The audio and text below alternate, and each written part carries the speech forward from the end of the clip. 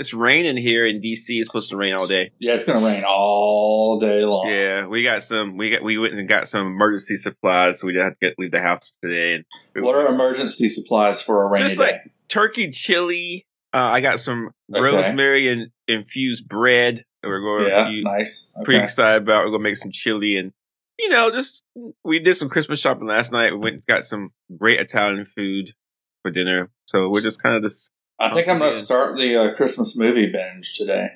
Oh, God. What? You don't like Christmas movies? No. What's on your list?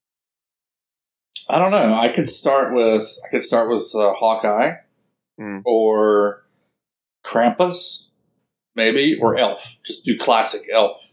All right. Well, we watch all that stuff. Can you believe it? It's the 20-year anniversary of Elf. I can't believe that. That doesn't seem right. Yeah. I'm not a big Christmas movie fan, but I do like comfort movies. So I like this time to watch old movies and stuff that I haven't seen in a long time.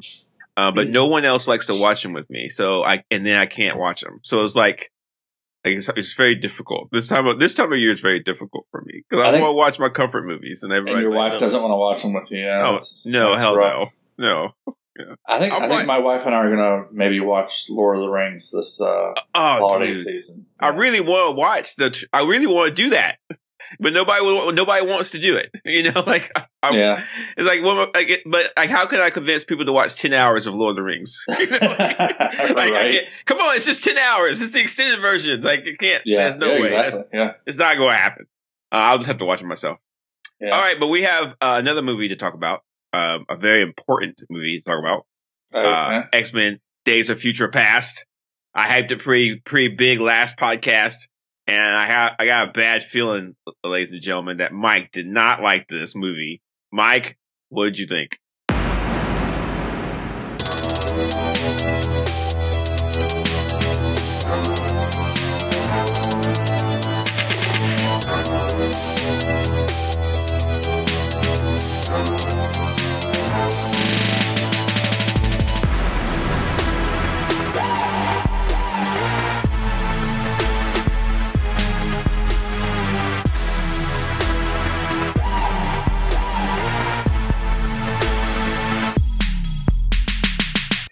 It's a fine popcorn movie. I enjoyed watching it. There's a whole lot going on in it.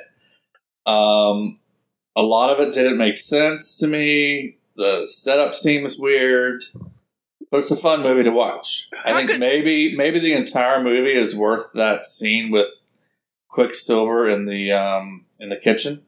Mm-hmm. Yeah, Mike. What do you?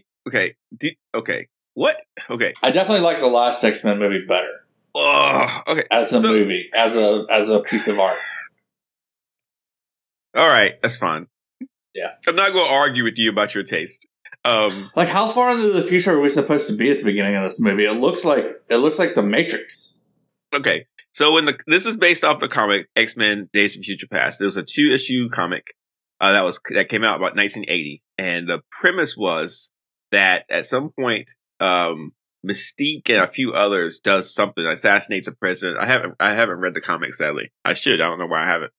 Well, in the movie, hang on. All right, go ahead. Yeah, so they cause the Sentinels to take over the world, and the Sentinels capture a lot of mutants, kill a lot of mutants, etc., etc. And in 2013, so the comic came out in 1980.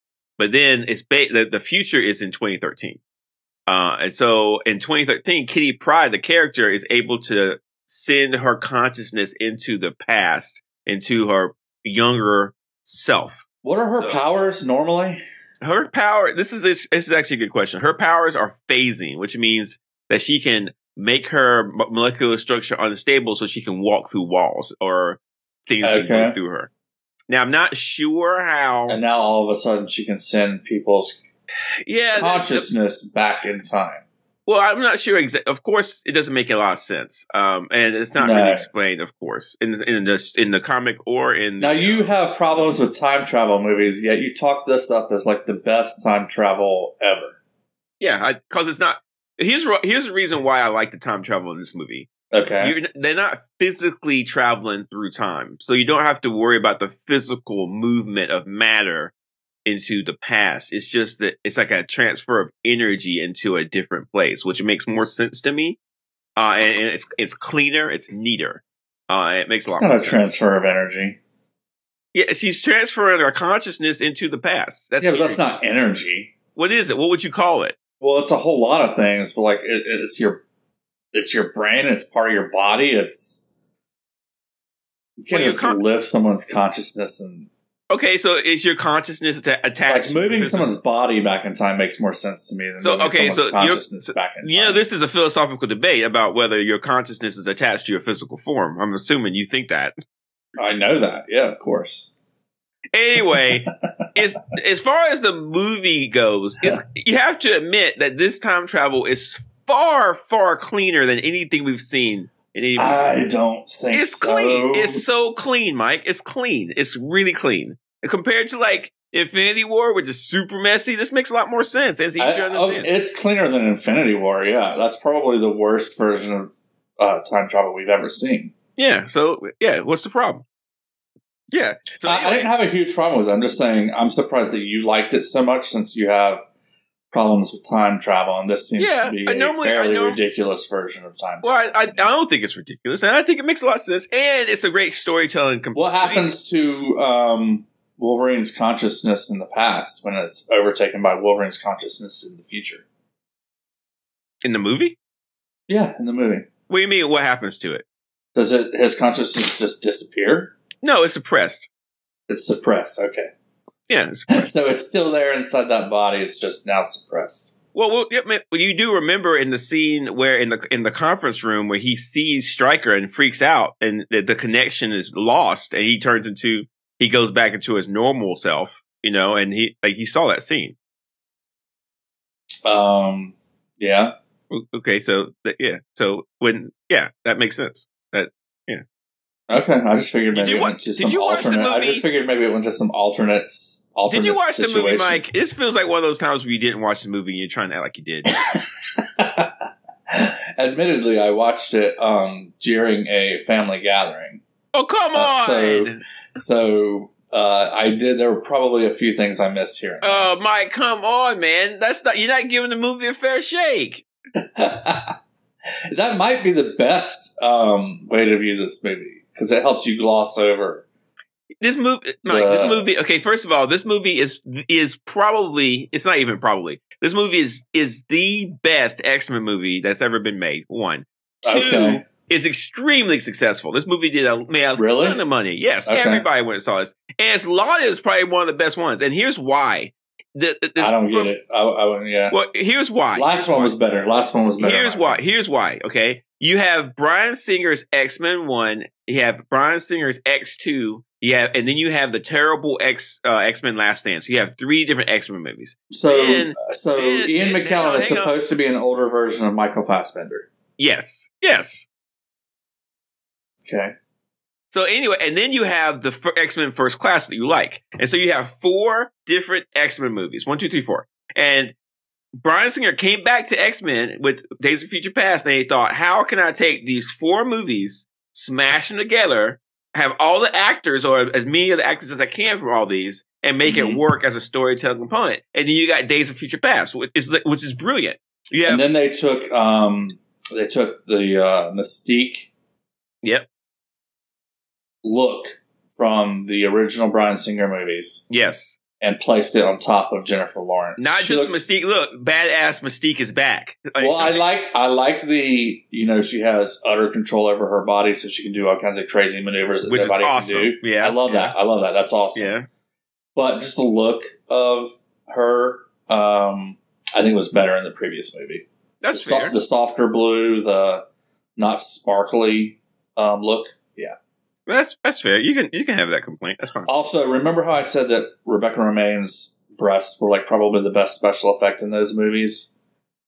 Because they weren't like moving around and stuff, so it helped avoid some of the sexualization of the character. Yeah. And that Jennifer Lawrence doesn't have that. So it's kind of distracting. I didn't know. I'm sorry I wasn't looking at Jennifer Lawrence's breasts when I was watching this movie. I'm sorry. I'm an adult man. I wasn't focused on that. I was just noticing. I'm not a 12-year-old boy. I'm not a 12-year-old boy who like pauses at certain scenes and rewinds it so you can. I mean, she's featured in the movie a lot. You know, she is. Yeah, she is. Jennifer Lawrence is always featured in every movie she's in. She's always featured heavily because people like the way she looks. That's just how it is.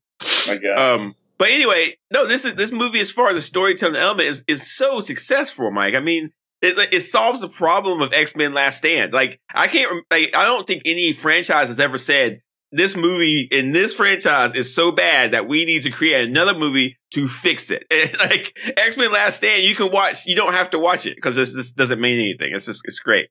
And so, like, wait, which one's that?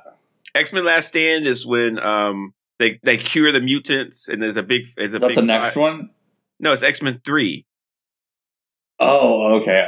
X-Men 3. Okay. Yeah, we barely even talked about it. It's so terrible. It's one of the worst movies ever. Anyway, yeah, like, that's the movie that made me stop watching X-Men movies. Yeah, but you saw the action scene at the very beginning with the Sentinels. Come on, that's so impressive. So how far into the future is that supposed to be? It looks crazy far into the future. Wait, this movie was filmed in. It looks like impossibly far into the future where Professor X would not be alive anymore.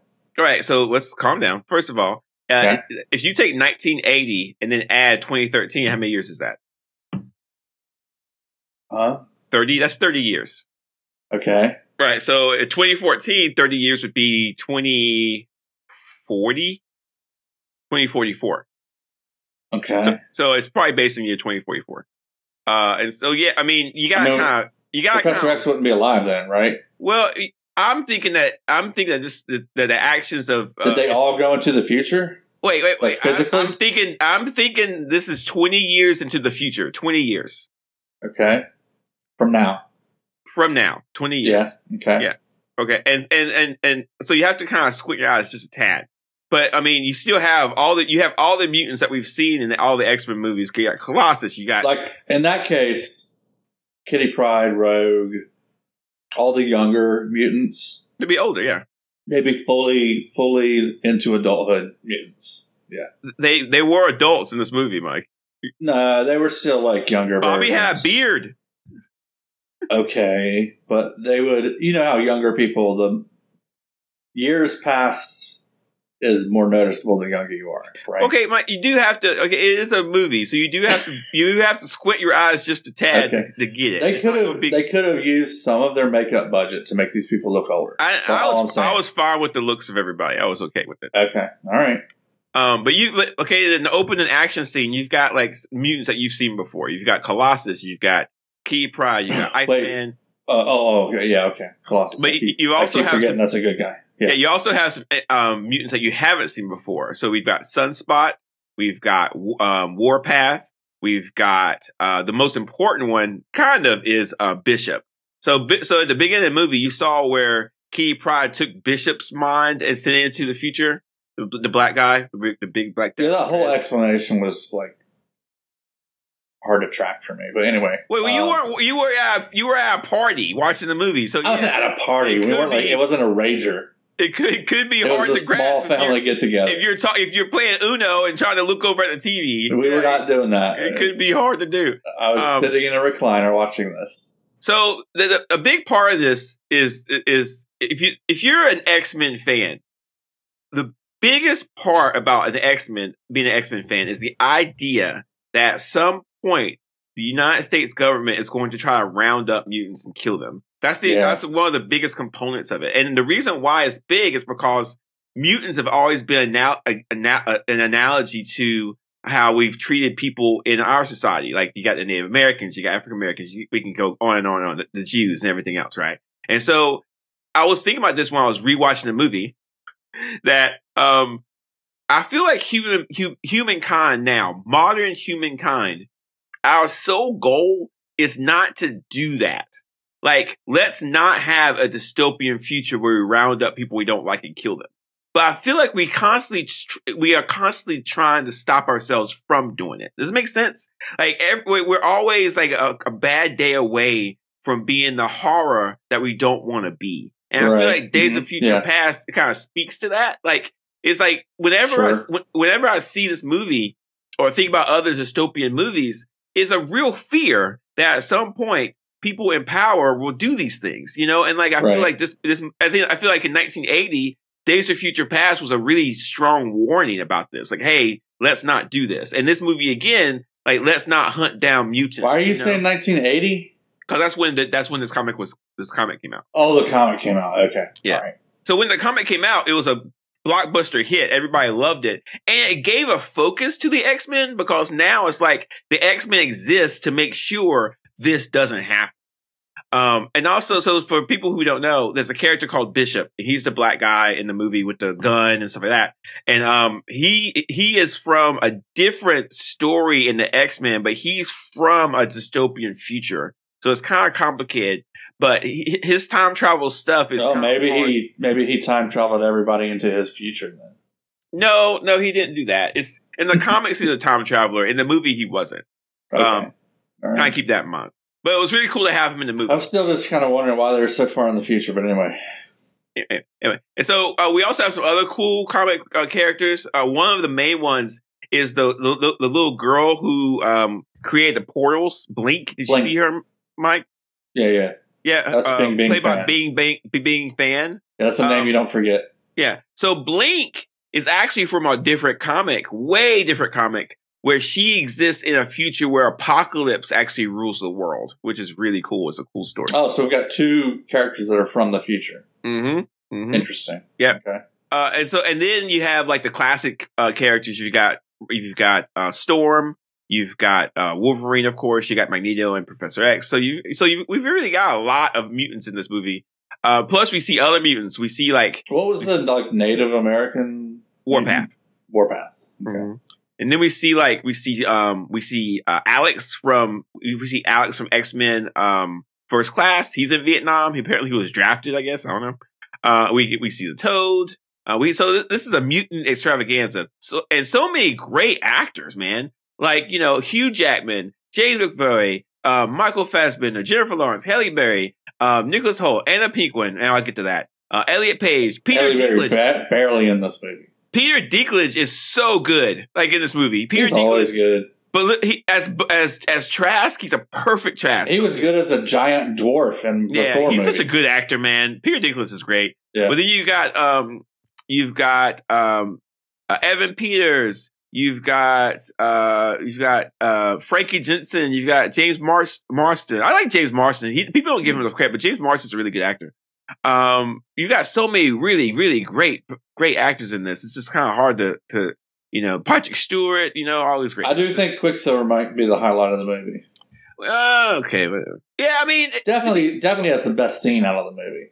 Well, the movie definitely packs a ton in it. This movie is full of really fun scenes, really cool action. Everything's optimized. The special effects looks really good.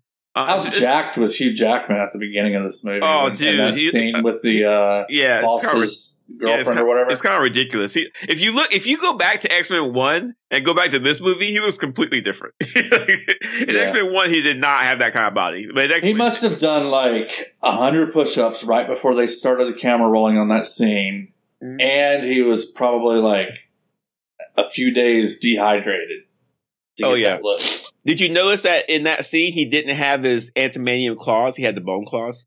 Yeah, he's got the bone claws in the past scenes, and he has the antimanium claws in the future scenes. Do you know why he doesn't have antimanium in the past scenes? Because Bill Stryker hasn't given them to him yet. Very good, Mike. Very good. Wow. Good job, dude. You're nailing it. And we got that in the earlier movies. Yeah, and in fact, if you think about it, this movie also deals with some issues when it comes to the X-Men movie, so it's really interesting. But didn't he get them in the earlier movies? He had them in X-Men 1, Mike, yeah. Mike, don't get confused. Which movie do we see him get them in? The Wolverine. Was that X-Men 2? Okay. So don't get confused. Okay, we got a lot of Tom things going on here. Right. Yeah. Okay, so try to keep up. I had it down. I knew why he had claws and stuff. Right. And there were even jokes about that. Eric's like, imagine if they were made of metal. Yeah. That's funny. Yeah. Okay. So again, I've already touched on Bishop. You said, okay. So now, Mike, you know that in this movie, Quicksilver kind of hints that Magneto. Tell us about Warpath. What about Warpath? What about you Warpath? Just told us about Bishop. What about Warpath? I don't know anything about Warpath. Warpath, he was created back in the 70s during the all new, all different X-Men, the giant size X-Men edition. There was a group of X-Men with Storm, Storm, Banshee, and a few others where like you had different mutants for different nationalities and ethnicities. So you had Warpath was Native American, you had Banshee was Irish, Wolverine was Canadian, Storm was African, Colossus was Russian, Nightcrawler was German. So it was kind of weird how it's a bunch of, it's almost like the kind of Star Trek-ness of X-Men. But those characters have used longevity, so it doesn't matter. Okay. But actually, the Warpath from that one, it's a long story, but it's a long story. I'm not going to get into detail about it. But anyway, that was Warpath. Really cool. What's his power? His main power? Just strength, agility. Basically, that's it. Okay. Captain America-esque. Yeah, I would say that. Quicksilver is in this movie Captain as well. Native America. And also, no, Mike, no. He's not, no. You got delete that out the podcast. It's not as bad as calling him Warpath. That's true. That's actually a good point. Quicksilver is Magneto's son in this, but we hint at that, but we don't get confirmation. So it's interesting. But here's the deal, Mike, and I don't know if you know this or not. At a certain point, 20th Century Fox owned X-Men characters, right? So at some point, they had the rights to them for like movies and video games and stuff. At some point, Marvel Comics, because they knew that 20th Century Fox owned X-Men stuff, they divorced Quicksilver and Scarlet Witch from Magneto, and they said that Quicksilver and Scarlet Witch are not Magneto's sons. I think they fixed that back to make it real again. I'm not sure. But it was a terrible mistake that I just ignored. So they were originally Magneto's kids? Yes. They are Magneto's kids. So in this movie, Quicksilver is Magneto's son, yeah. But they don't acknowledge it. Okay. They don't acknowledge it. They will acknowledge it in the next movie. Just to be clear. Same characters? Yeah, when we watch X-Men Apocalypse, you'll see it. Because that's like ridiculous. Well, if that's the case. Well, when you watch X-Men Apocalypse, you'll understand a little bit. Anyway, is Apocalypse going to be worse or better than this? We're not talking about X-Men Apocalypse right now. All right. All right. So everybody knows that. We got the classic kitchen scene with Quicksilver. That's really good. Yeah, that's a good scene. I've seen that before on like YouTube shorts or whatever. Yeah, it's a really good scene. It kind of made people love Quicksilver a lot, and I think people actually loved Bryan Singer's approach with speed. It just looks cool that he did that. So that was really neat. You and I have talked about this before, where characters' speed can either be slowed down or sped up. They do both in this movie. Mm-hmm. I really like the sped up versions, but I guess that one scene you can't do it without slowing it down. This verse is just fun. It's just fun to watch. The music was really cool. The acting was cool. Everything about this scene was really awesome. I did like the basement scene with him too, though, where he was playing ping pong against himself, and then while also doing other things. Yeah, I love Quicksilver in this. And again, don't forget, ladies and gentlemen, that this character was in WandaVision and caused a lot of consternation when he guest starred in that, which is the actor was in WandaVision. Yeah, but he also was Quicksilver because he did have super speed in the show. Oh, that's true. Yeah. Yeah. Okay. So it was a lot of problems. But anyway, we're not talking about that. So anyway, Quicksilver's in this. Wanda just watched this movie, and that's how that became her brother in that world. That would explain a lot, but I don't think that's happened. We're not retconning WandaVision. Let's talk about Mystique. In the comics, Mystique killed Professor X and I think Magneto too. I'm not sure. I need to get this comic. I need to read this. Wow. For the holidays. Bloodthirsty. Yeah. But in this, does she have that cool ability to use her body in the comics too? Or is that a movie thing? Not the transformation thing. I mean, how she can martial arts kind of. Yeah, the ridiculous martial arts thing. I love that. That's only in the comics. No, that's too bad. Yeah, I mean, Bryan Singer really knows how to. I mean, if you look at X-Men 2, and then this movie, it's a clear difference between how Bryan Singer directs and moves Mystique versus the other directors. He knows exactly how he wants it to look. It's really interesting. Well, she didn't really do much in the last movie other than just be exposition. Yeah, because Bryan Singer wasn't directed it. Yeah, I guess. Yeah. But no, it's really fun to watch Mystique be Mystique again. They should definitely take that, and even though I'm never going to read the comics, they should definitely take that and bring that into the comics. But how would you? It wouldn't look the same because you have to draw. You have panels. Just maybe all, it's keyframes, just contorted like body movements, and she's doing really cool stuff. I'm sure they have. And then if you actually read a couple of X-Men comics, Mystique is a little different now. It's she's not the same as she used to be. Anyway, Mystique's really cool, and she's like, in the movie, the reason why everything starts is because she kills Trask, but then she's captured, and then they use her body as a means to make they use her DNA to make the robots. Yeah, somehow. Yeah, make the Super Sentinels, and the Super Sentinels, of course, do what they do, and they're pretty brutal. The first scene in the beginning, and the scene where they fight them at the temple. It's just a rough. And they're made out of polymer so that Magneto can't control them. They're made out. And they're adaptable, which they change to whatever kind of situation they get to, which is again just terrifying. Like it's just like we've seen, like we've heard about, we've heard stories and seen movies about the robots taking over the world, blah blah blah. But these robots are actually absolutely terrifying. Mm-hmm. Again, it's just a future that I don't want to deal with.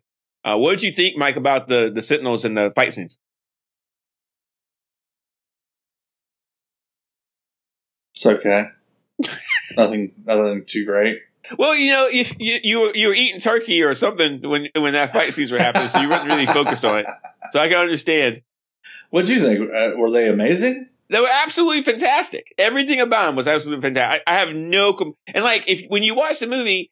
It just seemed like generic murder robots to me, I guess. Okay. I don't know. There's a scene where the Sentinels are coming to the temple, and Magneto uses the ship to blow up, and then Storm's using her powers. And I love the fact they gave Halle Berry Storm the respect and power she deserves in this. And then all of a sudden she gets killed. And when she gets killed, it just feels like, I don't know how to explain it, but Storm in the comics has so much reverence and respect and love. And I feel like Halle Berry Storm she's been in X-Men 1, X-Men 2, X-Men 3. This is Halle Berry, and then when you see her get killed, you're like, "Oh my god, it's not Storm." It's kind of. Do you think Halle Berry's like, "Please kill me" in this movie? No, well, she did say that it was hard filming the scene.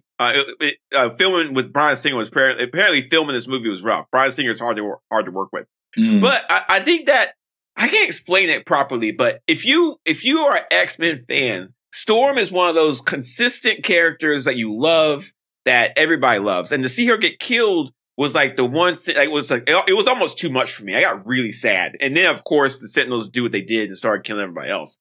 But I thought the brutality of it was just rough, and I think that Bryan Singer definitely pushed the PG-13 in that as far as doing that. Yeah. But again, sorry, excuse me. The movie itself, I think, was perfectly designed because you have a lot of action scenes in the future. You got Magneto. Oh, I didn't even talk about Magneto. I mean, the coolest stuff out of the big fights, I thought, was who's doing it? Blink, I guess, is creating those portals, and people are jumping through them and like punching and stuff through the portals. Awesome. I thought that was pretty cool. Yeah, awesome. And then the Sentinels actually use them themselves. Yeah. But then you got the Magneto scene in the past where Magneto, first he puts metal into Sentinels so he can control them. But then Magneto flies into RFK Stadium, picks up the stadium, flies it to the White House, and smashes it down. RFK Stadium. What is that?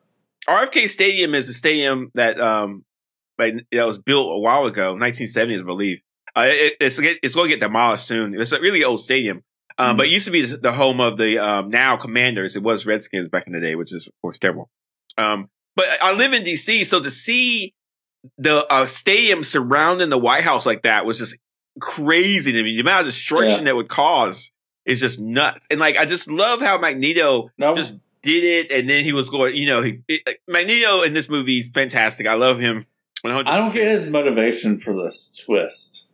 What twist? What do you mean? Wasn't it kind of a twist where like Magneto and Professor X send Logan back in time? Part of his mission is to get Eric out of prison to help stop. It's so convoluted. To help stop Mystique. So, and then as I don't get Eric's motivation for like taking over this. It's like he goes off on his own mission. I don't get it. Well, the idea is Wolverine. It seemed to come out of nowhere to me. Like there weren't any hints along the way. Wolverine told Professor X and Eric that if they don't stop Mystique, Mystique will kill Trask. And then, and if she does that, they're going to capture Mystique and then use her to make the Sentinels. Right. What the Magneto in the past thought, well, I can just solve this right now and I can kill Mystique. Like, and if I kill Mystique, they can't use her. But then they got her blood samples, and he realized, okay, that's out. So I have to do something else. And he said, well, if I will kill Trask, and not only Trask, but I'll kill the president as well, and they'll never make these Sentinels. And that's the dumbest thing in the world. What's dumb about that? Whoever replaces them is just going to make the Sentinels. Maybe. Magneto's not exactly rational, and that's why Professor X and Wolverine and Beast are trying to stop him. So he was definitely in the wrong, and also too, it's a little it's just a bad move. It's just a bad move altogether. Well, he's not clever. It's not clever at all. If you look at all the X-Men movies, Magneto does some pretty bad moves. He's usually smarter than Professor X, it seems like. In the first movie, his whole plot thing was to make the UN representatives. All right, never mind. Yeah, his ultimate goals are kind of stupid. In the second movie, he wanted to kill every human being. In the third movie, he lifted up the San Francisco Bridge and smashed it down and tried to kill a kid. I mean, like, it's not exactly. Yeah, all right. He's not exactly doing rational things. And then, in X-Men First Class, he wanted to use missiles to bomb a bunch of naval ships. He's got some issues, man. Yeah, it just seems tactically he's usually smarter than this. So. Well, his whole side mission in this movie just seemed really weird to me. The point of this movie is Mystique. The whole movie is based around her, and Charlie Xavier was trying to convince her not to kill, and he succeeded. He didn't control her. He didn't control her mind. At the end, she had a gun. She could have killed the president. She could have killed Trask, but instead, she takes off Magneto's helmet and she says, "Okay, it's up to you. I hope you're right." And it turned out that he was. And the terrible past that was created in Days of Future Past is washed away, and we get a whole new. And future. She shoots Eric, but not lethally. Yeah, shoots him in the neck. And then you get that wonderful scene where Wolverine wakes up, I guess in the present. Oh no, he wakes up in the new future, right? And you see like Colossus and Kitty talking to each other because in the X-Men, Colossus and Kitty Pryde are in a relationship, so that's cool. You see Rogue is back and she's actually hanging out with Bobby. That's cool. We see Jean Grey alive, which is huge. Mm-hmm. Like the huge mistake that was made with X-Men Last Stand is resolved. That's gone. Who directed that? Was that not Bryan Singer? No, it wasn't Bryan Singer. Okay. And then we get Cyclops is alive. And like it's just like everything from X-Men Last Stand is fixed. It didn't happen. It's so good. And like everybody's like, "Oh, thank you." It's just a genius. And it was just kind of to see Femke Janssen as Jean Grey again. Yeah. And like just like see her say, "Hey, Wolverine, what's wrong? Hey, Logan, what's wrong?" I just love that. Absolutely love that. Did you notice that Cyclops' glasses were Oakley? Mm-hmm. I did notice that. Yeah. It's really good. It's really fun. Really smart movie. If you really watch it, Mike, next time you try to watch it and you're not doing, family craft day with your mom and dad, whatever, with your sister and brother. Or do you have sisters and brothers? I have a brother. I don't have a sister. Oh, with your kids. So my brother and my dad were watching this while my wife was making chicken and dumplings. And what were you doing? I was watching this. I would love to have your brother and dad on the podcast. Maybe they might have some more to say about it. Yeah, I bet. Did they like it? It's an okay movie. I didn't ask. Nobody said, "Wow, that was a great movie." After it was over, it's not just an okay movie. It's probably the best X-Men movie they've ever made. I like the previous one better. How could you even think that? It seems more like a piece. Okay, what would you grade it? This is like Bryan Singer wanting to undo everything that somebody else did. This is hands down Bryan Singer's best X-Men movie. Hands down. Although doing a better version of that than What's-His-Face did with the Star Wars movie. Hands down, this is the best X-Men movie. You know what I'm talking about with the third sequel trilogy? Yes. The third one. What's his name? What? J.J. Abrams? Is that who it was? Yeah, J.J. Abrams. Yeah. Is he the guy that directed it? Yeah. Yeah, okay. So Bryan Singer did a better job of undoing everything other people did than J.J. Abrams. I agree with that. Anyway, yeah, I'm going to give this a grade of A+. This is a great comic book movie. It's so connected to the root comic. It's fantastic. No, I have zero complaints. Okay, I can see that. I can see that connectivity to the root comic. Again and again. I think everybody who is serious about comic book movies and comic books would love this movie. So, what was your grade, Mike? B? No, it's a solid popcorn movie. What kind of a grade does a solid popcorn movie get? A+. No. B or a C? Don't give this movie a C. That's disrespectful to movies. It's a B. It's a B. It's a solid popcorn movie. Will you please watch this again? No, I'm serious. I watched half of it this morning. Good. I watched the first half of it again this morning. I can't believe you. We've watched We've watched all these comic book movies, and you don't recognize the genius of this one. I mean, I said he did a better job of changing what other people did than J.J. Abrams. That's a pretty big compliment.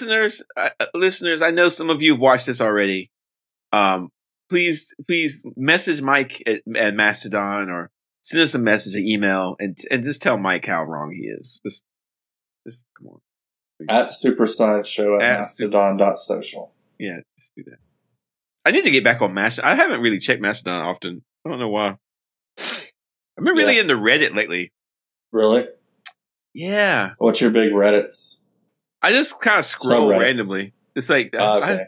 You just let the algorithm show you stuff. There's a dog one. There's a compost one. There's so many different compost. Yeah, compost. There's a compost Reddit. Aren't you an apartment dweller? I don't have a compost. I want a compost. Oh, okay. Yeah, it'd be fun. Can you teach me about it? Could you give me you have a house. You could compost. Yeah. Could you give me intro pointers on composting? I could. Why don't you just go to Reddit? They have all that stuff there. Okay. Yeah, you should totally compost. If I had a house, I wouldn't have any food waste. They'd all be composted. Yeah, my parents, we had a compost pile when I lived with them, so we would just take all of our food and dump it in the pile. I mean, I know it's smelly, but you have to take care of it, right? Well, they just had a pile. There was no...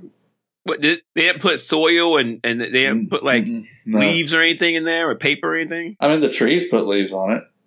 So every fall they did that. Did they turn the pile? No, They just let it sit there? Yeah, it was, yeah. You have to turn it. I don't think there was any turning going on. You have to turn it. You know. Okay. Well, that's why I need you to give me the pointers. Okay. Yeah. Okay. Are you going to make a You kind of crafty. You can make a compost bin in the backyard. Sure. Anyway, you know what doesn't need to be composted? This movie, because this movie's great. It doesn't need to be composted. Okay. That missed good tie-in. Good tie-in. Oh. Okay, so Mike. There is a rogue cut of this movie. What? Let me explain. Rogue re-edited this movie? No, let me explain. Are you telling me Rogue re-edited this movie? I'm not going to be able to explain it, am I? All right, go ahead. Okay. You remember the scene where Wolverine freaks out and cuts Kitty? You didn't. You don't remember that scene because you didn't watch it. I remember his claws come out a few times. His claws came out when when Kitty in the future is messing with his head. He freaks out for a second. His claws come out and he cuts Kitty, so she's wounded. Okay, I missed that part. In the Rogue version, I must have been getting a cookie during that. Yeah, you must have been. In the Rogue version, Magneto and Bobby go and find Rogue, who is captured by the Sentinels. They release her, bring her back to the temple, and then Rogue copies Kitty's powers, because that's her power, and then she takes over for Kitty. Whoa. Mm-hmm. It's about 17 minutes longer. Anna Paquin's in it, and Rogue's kind of like a big star in it. So it's actually kind of cool to see. I can see why you would have cut that for time, man. Yeah, it's not convoluted, but yeah, cut for time. But it's in the Rogue cut, so there's a 17-minute extra version. That's literally the Rogue cut. It's a Rogue cut. It's a Rogue cut about Rogue. Very good. That's true. Yeah. So there you go. So when you do a new rewatch of this, but Bryan Singer, ladies and gentlemen, has some issues working on this. Apparently, he was distracted by some personal life stuff. That's going to affect the next movie we'll watch called X-Men Apocalypse. So that is the next one on the list. Mike, if you love this movie, I can't wait for you to watch X-Men Apocalypse. Okay. There you go. Should I be looking forward to X-Men Apocalypse? The word looking forward to the phrase is odd to me. You just have to watch it. Are you going to rewatch it, or are you going to do it from memory? I've watched this movie a few times. Okay, but that's a good sign. Well, I watch a lot of stuff a few times. Sometimes I get bored and just turn it on. It is on Disney Plus. I thought you spent all of your time playing video games. No. I spend most of my time. By the way, I'm not sure I do. What? The version of Fortnite that is currently out is the best version of Fortnite ever. You should play a game with me. I will never play Fortnite. Why? I don't want to. It's so good, dude. I don't feel like it. The weapons feel so good in this game. It's so good. I'm just saying, I got other things going on. You should play some rounds with me. Seriously. Nah, I'm not playing Fortnite. I'm just going to be honest with you. I'm going to be honest with you. I'm never playing Fortnite. So I know why you feel like it's a kiddie game, but it's not. Well, I only have a certain amount of time to do stuff that I like. I don't want to do stuff I don't like. You'll like it though. That's the problem. Okay. Anyway, are you ready for some news you can abuse? I'm ready. Okay. So they added car racing and Lego and a rhythm game to Fortnite. You know my news. That's some news you can abuse. Do you know what my New Year's resolution is? What's that?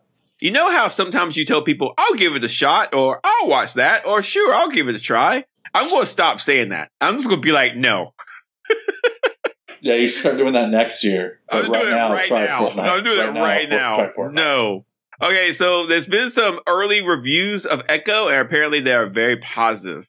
Awesome. Here's one quote. Enjoyed the first 2 episodes of Echo, which had an incredible and violent fight scene. I want to watch again and again. The sound design is brilliant, I guess. It's supposed to be really good. Another quote. If the world-ending stakes of the MCU have you longing for something more grounded, Echo is the gritty tonic.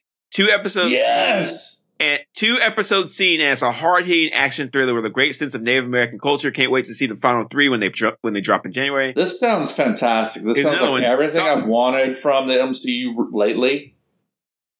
Yep. Go ahead. Saw the first 2 episodes of Echo tonight and have a lot of thoughts. I think fans of Netflix Daredevil are going to love it. It's like Marvel remembered it can be violent and dark. It sounds like they need to get some of the creative talent from Echo working on Daredevil if they haven't already done that. Here's another one. I've seen 3 episodes of Echo, a grounded character-driven story with hints of bigger things to come. The strong focus on Maya's indigenous heritage and personal history intrigues me. And while some quiet moments slow the pacing, when the action scenes come, they are indeed brutal. Another one is, this is a Maya Lopez origin story through and through. Honestly, after all the huge, confusing CGI multiverse stuff lately, a more gritty, street-level story is quite refreshing to me, and I'm sure I won't be alone in that thought. Please do the same thing with Tom Holland and Spider-Man literally picking up seconds from where the last Spider-Man movie left off. Mm-hmm. Yeah. Next up, is WandaVision. And so Olsen was talking to someone at some point. Yeah. I'm not sure what happened. Well, apparently if someone let slip that Olsen was going to be in this. Be in what? Agatha Darkhold Diaries. Oh, that's fine. It doesn't have to take place like recent. It could be a throwback, or it could take place long ago. Let me reread this. WandaVision Agatha Darkhold Diaries star Asif Ali may have spoiled the Elizabeth Olsen is set to return. So Asif Ali on an Instagram page, someone said, "Will Wanda be in Agatha's show?" And he said yes, but then it was deleted. So who's Asif Ali? Let me see. I've never heard that name before.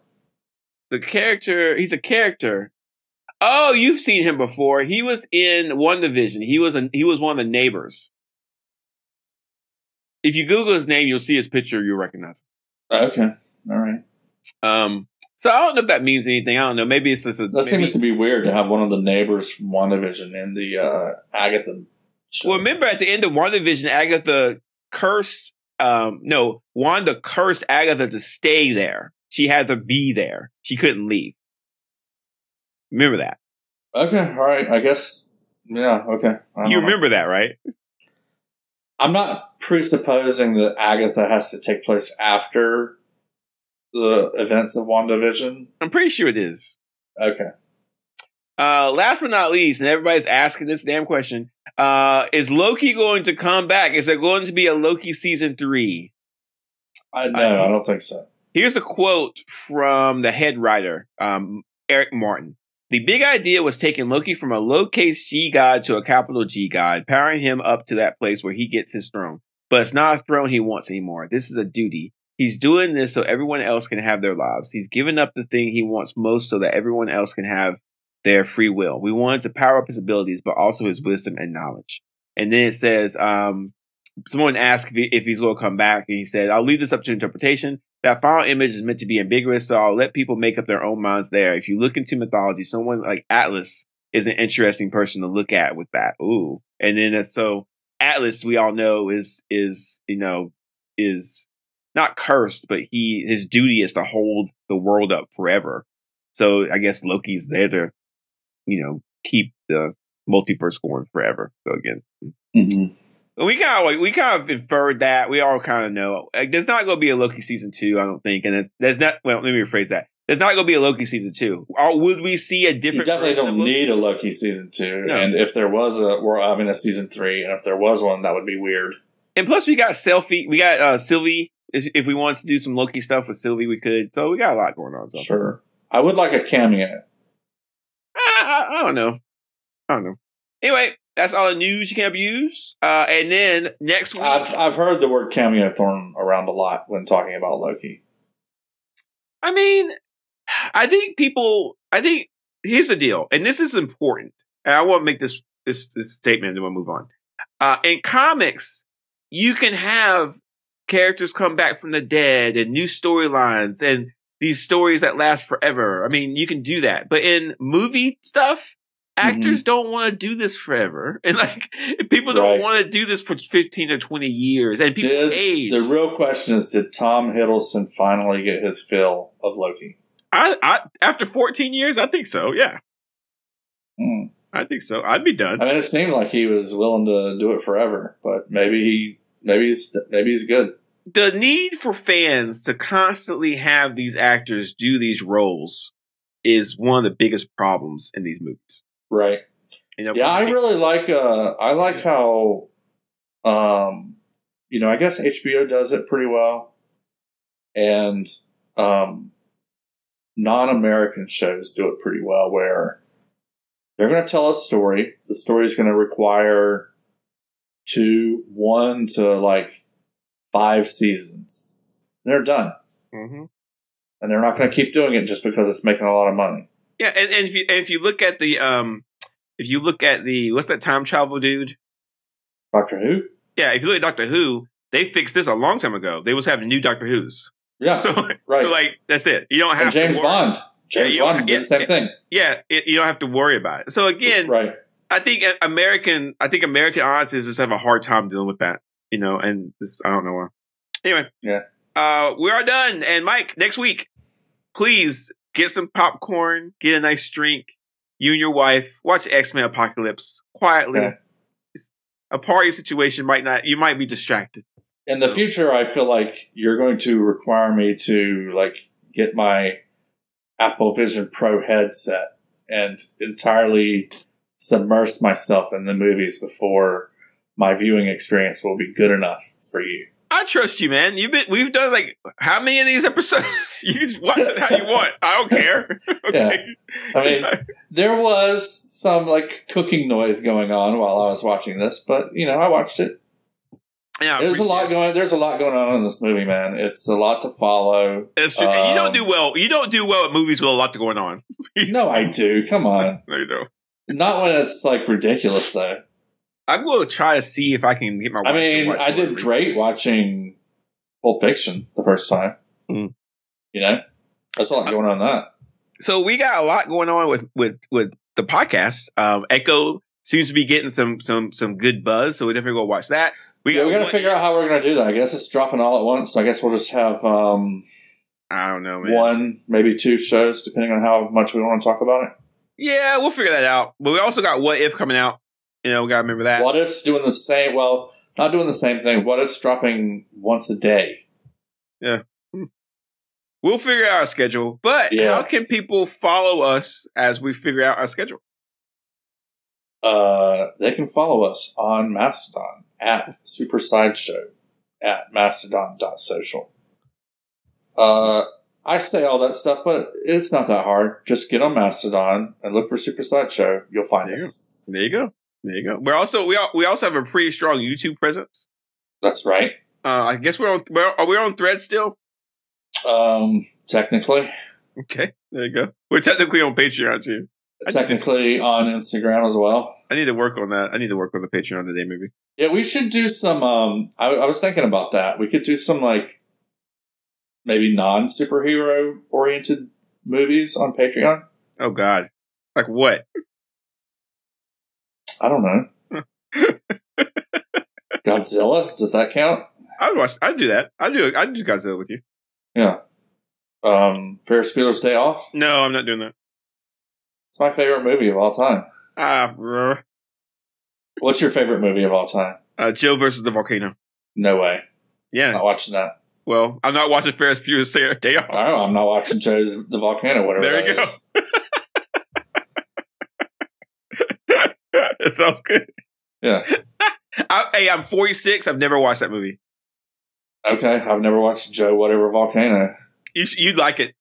Nah. You would, though. It sounds horrible. No, it's not. It's Tom Hanks and Meg Ryan. Okay. Ferris Bueller's Day Off is terrible. What's the base? I just don't like that movie because I just don't like it. You haven't seen it though, so you can't say. I've seen enough of it. I saw the car. I saw the car get crashed out of the garage, and I saw the parade scene. That's it. It's just a feel-good movie, and it's got some great life lessons that I've used that have definitely improved my life. All right, that's it, guys. We'll see you next week. Yeah, next week more X-Men.